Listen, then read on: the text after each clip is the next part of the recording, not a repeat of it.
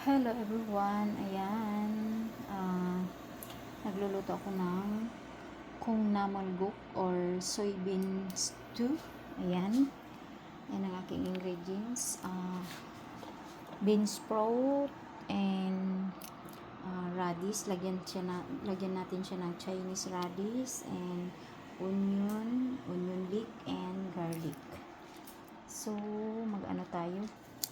Tanggalin natin ang ating pinakuloang tashima at saka dried mushroom.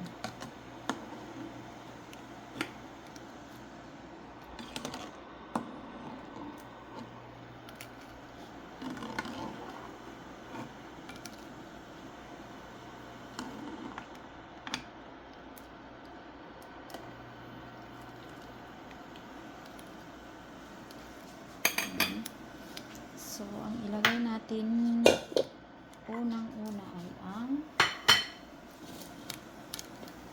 bean sprout or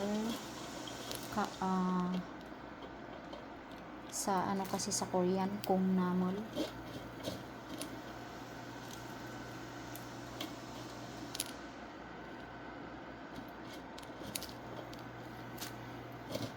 Yan na natin lahat para kasi ilalagay ko din to sa rep para maging cold soup.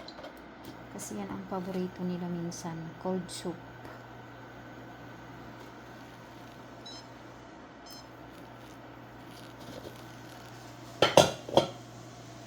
Yan, lagyan natin ang ating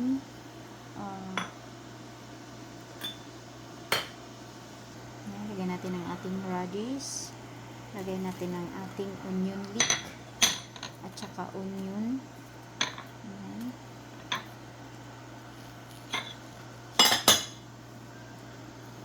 Then, lagay natin ang ating bawang.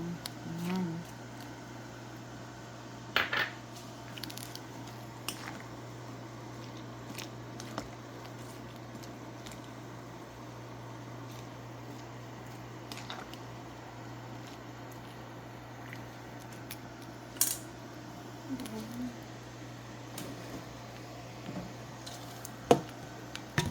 Maglagay tayo ng tuna sauce, 1 spoon, and magdagdag tayo ng asin or salt. Depende po sa inyong panglasa, kung anong panglasa nyo, kung gusto nyo yung medyo matabang or hindi kayo mahilig sa maalat. Ayan, bawasan nyo lang yung asin. And then maglagay tayo ng chili powder, 1 spoon. Ayan, dahil wala kaming chili press na yung kulay green, so yan ang aking nilagay is chili powder.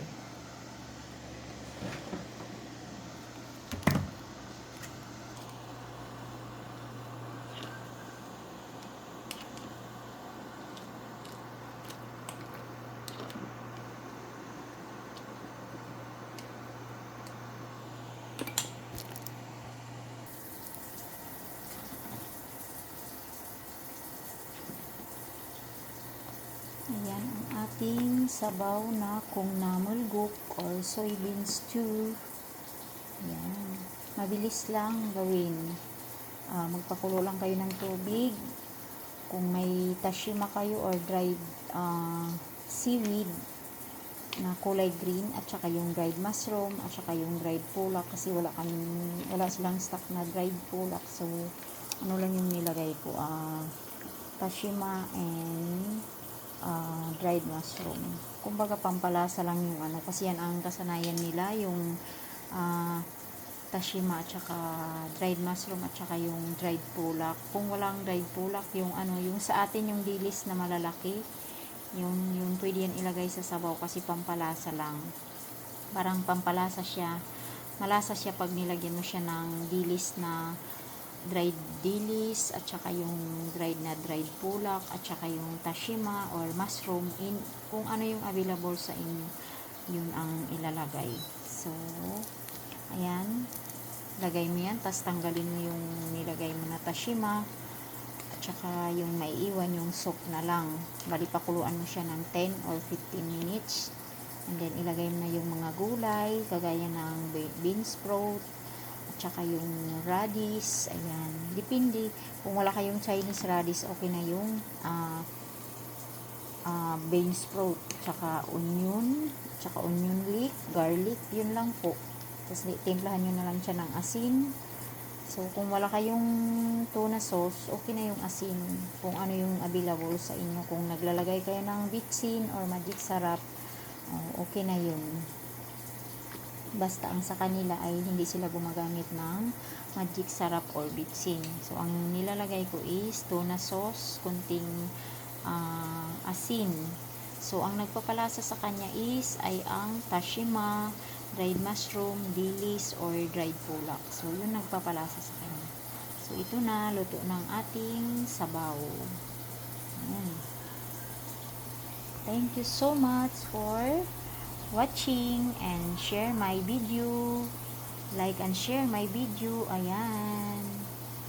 Luto ng ating kung namalgok or soybean stew. Ayan.